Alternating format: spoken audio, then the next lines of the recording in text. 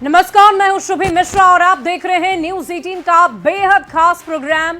प्रधानमंत्री मोदी के 75 साल, भारत के पीएम 75 साल के हो रहे हैं। उनकी उपलब्धियों की अगर बात की जाए तो उनके काम की बात भी लगातार होती रही है और ऐसे में हम भी उनके जीवन से जुड़ी कुछ अनसुनी कहानियां लेकर आपके सामने इस खास प्रोग्राम में हाजिर है।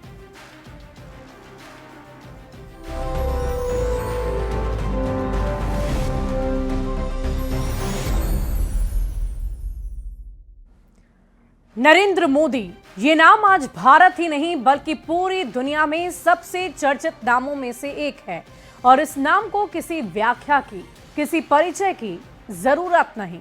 एक नेता जिसने भारत की तस्वीर बदल कर रख दी, आलोचनाओं के बाद भी संघर्ष जारी रखा और एक ऐसी पहचान बना ली जिसे दुनिया सलाम करती है। जब ज्यादातर नेता भाषणों तक ही सीमित रह जाते हैं, नरेंद्र मोदी इससे भी आगे जाते हैं। वे यात्राओं को जन संपर्क और पलों को जन संवेदना में बदल देते हैं। उनका जुड़ाव दिखावटी नहीं है, ये जिया गया है।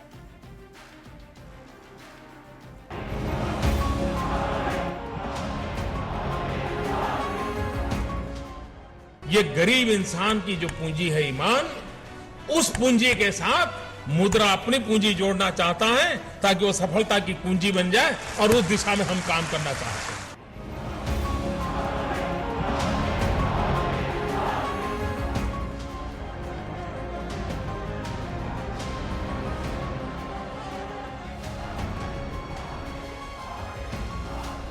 प्रधानमंत्री नरेंद्र मोदी, जिन्होंने ये दिखाया कि संवाद सिर्फ भाषण नहीं होता बल्कि एक रिश्ता होता है, जनता से, जमीन से, जड़ों से।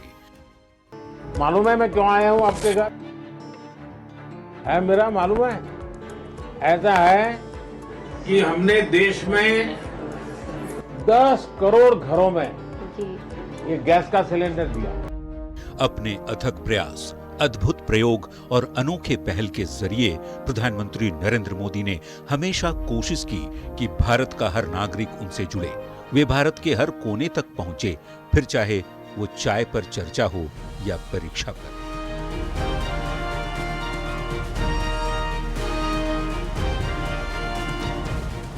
देश के सबसे बड़े पद पर होने के बाद भी प्रधानमंत्री मोदी छोटे से छोटे राज्य तक पहुंचे, वहां की संस्कृति को समझा, वहां की भाषा को अपनाया। परिवार के लोगन के हमार प्रणाम।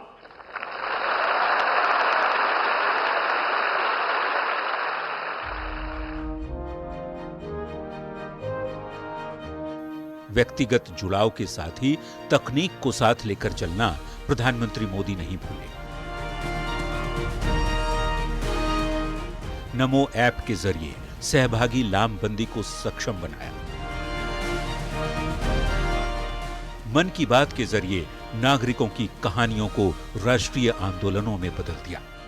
साथियों, मेरा ये विश्वास रहा है कि जो देश इनोवेशन को महत्व नहीं देता, उसका विकास रुक जाता है। भारत का इनोवेशन हब बनना इस बात का प्रतीक है कि हम रुकने वाले नहीं हैं। विकास की दौड़ में आगे बढ़ते भारत के साथ प्रधानमंत्री मोदी ने विपत्ति के समय भी देशवासियों का हाथ थामे रखा, फिर चाहे वो किसी शोकग्रस्त परिवार को ढांढस बांधना हो, सरहद पर तैनात जवानों संग दिवाली मनानी हो या फिर सीमा पार बैठे दुश्मनों को करारा जवाब देना हो। इस हमले की साजिश रचने वालों को उनकी कल्पना से भी बड़ी सजा मिलेगी। सजा मिल करके रहेगी।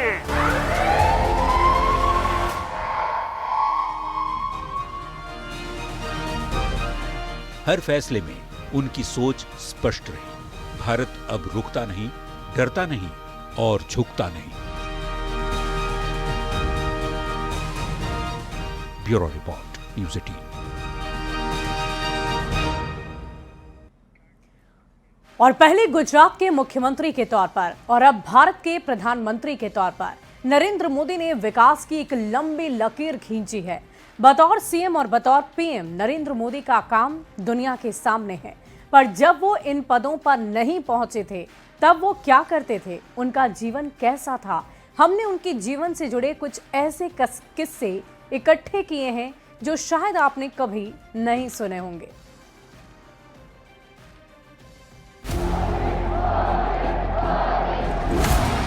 मैं नरेंद्र दामोदर दास मोदी 3 बार प्रचंड जीत हासिल कर सबसे बड़े लोकतंत्र का प्रधानमंत्री बनने वाला नेता, सबसे मजबूत देश के दबाव में भी अपने राष्ट्र के हित को सर्वोपरि रखने वाला प्रधानमंत्री, दुनिया को नए भारत की परिभाषा बताने वाला नायक। जब ये सब नहीं था तो क्या था? गरीबी क्या होती है वो मैं जी करके आया हूं। ये आपका बेटा समझता है कि गरीबी जात पात पंथ कुछ नहीं देखती।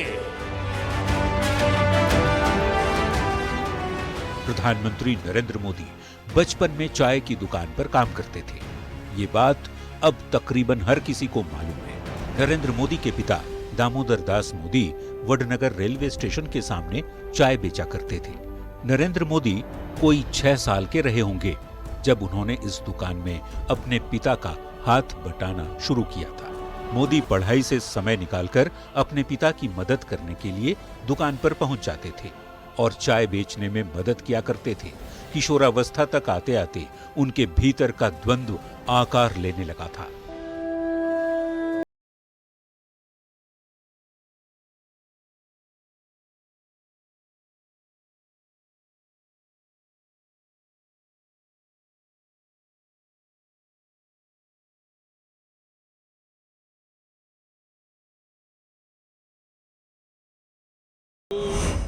सत्रह 18 साल की उम्र रही होगी तब जब नरेंद्र मोदी ने एक असाधारण निर्णय लिया, घर त्याग कर भारत भ्रमण करने का।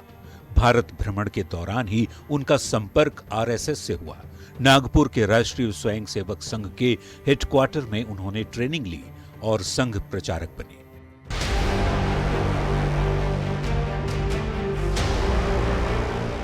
मोदी के साथ काम कर चुके स्वयंसेवक आज भी उनके किस्से याद कर प्रेरित होते हैं। गुजरात के दिलीप त्रिवेदी ने 1980 का एक किस्सा बताया जब नरेंद्र मोदी के पिता का देहांत हो गया था। हमने बोला कि आप आज ही पिताजी का देहांत हुआ है और आप यहाँ आ गए, तो बोले हाँ, अंत्येष्टि का कार्यक्रम पूरा हो गया तो मैं निकल गया। बाकी की जो कोई विधि विधान रहते हैं वो तो सब अन्य भाई संभालेंगे। ये अगत्य की बैठक थी इसलिए मैं तो आ गया हूँ क्योंकि हमको तो आगे काम करना है। तो ये इससे एक बहुत बड़ी एक प्रेरणा भी उस टाइम से हमको मिली और उनका जो कमिटमेंट कार्य के प्रति रहा उसको लेके ही वो वहाँ आ सके। तो ये एक बहुत सभी कार्यकर्ताओं के लिए एक प्रेरणादायी है। नरेंद्र मोदी को उनके प्रचारक दिनों से जानने वाले किशोर मकवाना ने वो किस्सा बताया जब नौजवान प्रचारक मोदी की पीठ पर टीन की छत से निशान छप जाया करते थे। हम ऐसे ही एक बार खड़े थे तब भी उनको याद किया था कि जब ये धौलका जब आते थे तो धौलका का जो आरएसएस का जो कार्यालय था ना वो एकदम छोटा था। हमारा रसोई घर भी बड़ा होता है, इतना छोटा था। और जब रात को सो जाते थे तो उस समय स्वाभाविक है कि जो पैर हैं वो सामने की दीवार पे टकराते थे तो सोने में मज़ा नहीं आता था। तो मोदी साहब उस समय ये जो कार्यालय था उसके जो ऊपर मतलब छत थी वो पतरे की थी, टीन की थी। तो ऊपर हम सोने के लिए गए तो जब सुबह में उठे जागे, बाद में बताया कि ये जो हमारी जो पीठ होती है वहां पर वो जो पतरा था ना, जो टीन था, उसकी डिजाइन हो गई थी। आंध्र प्रदेश के पूर्व भाजपा प्रदेश अध्यक्ष सोमू वीरराजू याद करते हैं 2014 की वो जनसभा जब सूजे हुए पैर और तपते हुए बुखार के साथ नरेंद्र मोदी ने बारिश के बीच हजारों लोगों को संबोधित किया था। Feet is swelling in a big way because of restlessness, not for fever. Restlessness. that chappals, belt chappals, not enter full feet, not enter full feet, only half. Even though he went Visakhapatnam, he addressed the public meeting in rain. Modi खुद कर्मठ थे, पर दूसरों को उनके कारण कोई असहजता ना हो, इस बात का हमेशा ख्याल रखते थे। आरएसएस के वरिष्ठ कार्यकर्ता महेश दीक्षित ने गुजरात में प्रचारक के रूप में नरेंद्र मोदी के व्यक्तित्व की एक ऐसी ही याद साझा की। मुझे एग्जैक्टली साल तो मालूम नहीं, लेकिन वो ठंडी का मौसम था। एक दिन की बात है, रात को देर रात से आए मेरे घर पे। हम लोग सोए हुए थे, मैं और मेरी वाइफ दोनों सोए हुए थे, और वो हमारे बाहर लकड़े की एक पाट पड़ी हुई थी। तो अपना जो थैला था उन्होंने वहाँ खिड़की पे लटका दिया और वहीं पे सो गए।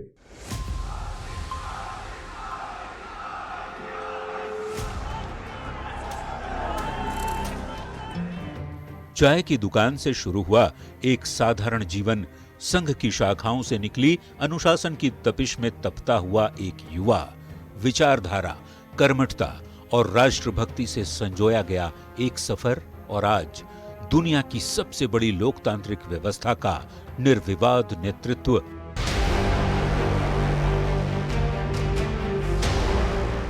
नरेंद्र मोदी सिर्फ एक नाम नहीं बल्कि एक प्रेरणा है, जो यह सिखाते हैं कि इरादे अटल हों तो हर कठिनाई एक सीढ़ी बन जाती है और हर संघर्ष एक उपलब्धि का द्वार खोलता है।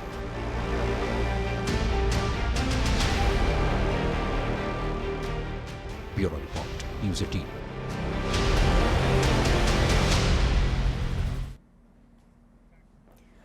वो कहते हैं ना कि लोहा जितना तपता है उतना ही मजबूत होता है। ठीक उसी तरह मनुष्य जितनी कठिनाइयों को झेलता है उसका व्यक्तित्व उतना ही सुदृढ़ होता है, समझ उतनी ही विकसित होती है, संवेदनशीलता आती है। और यही प्रधानमंत्री मोदी के साथ भी हुआ, जो उनके नेतृत्व में भी साफ तौर पर झलकता है।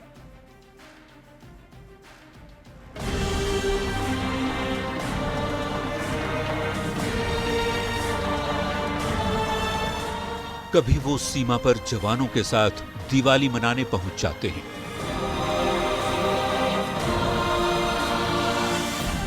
कभी शोकातुर परिवार के दुख में सांत्वना देने के लिए कंधा बन जाते हैं।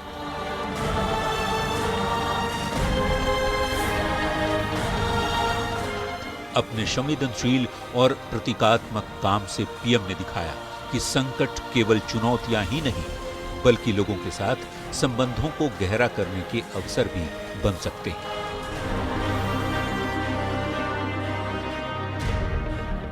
संकट के समय में प्रधानमंत्री मोदी के जनसंपर्क और जन संवेदना के मॉडल ने संचार को विश्वास के सेतु में बदल दिया है।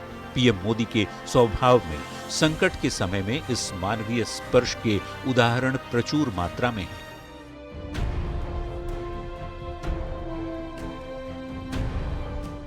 जब चंद्रयान 2 को झटका लगा तो इसरो प्रमुख के सिवन को गले लगाना एकजुटता का प्रतीक बन गया।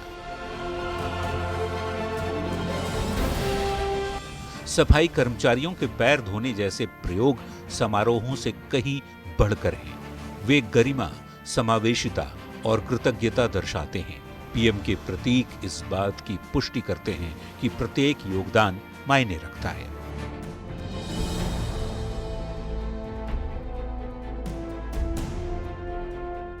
प्रधानमंत्री मोदी जनसंपर्क और जन संवेदना को कूटनीति में भी शामिल करते हैं। विश्व नेताओं को गर्मजोशी से गले लगाना,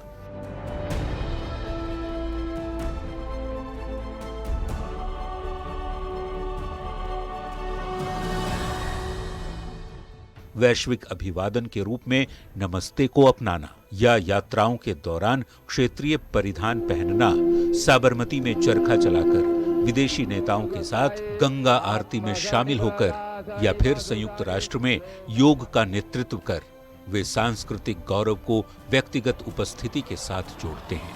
हेल्थ, वेलनेस और पीस के लिए दुनिया को योग ये भारत का उपहार है। सांत्वना देना हो, जश्न मनाना हो या बस स्वीकार करना हो, प्रधानमंत्री मोदी ने दिखाया है कि नेतृत्व केवल नीति के बारे में नहीं बल्कि कार्य के बारे में भी है। जनसंपर्क और जन संवेदना का उनका मॉडल यह साबित करता है कि कार्य जो अक्सर बिना शब्दों के होते हैं, भाषणों की तुलना में अधिक शक्तिशाली रूप से सहानुभूति, सम्मान और जुड़ाव पैदा कर सकते हैं और उनके यही गुण सदी के महानायकों में उन्हें शुमार करते हैं। Bureau report, news 18।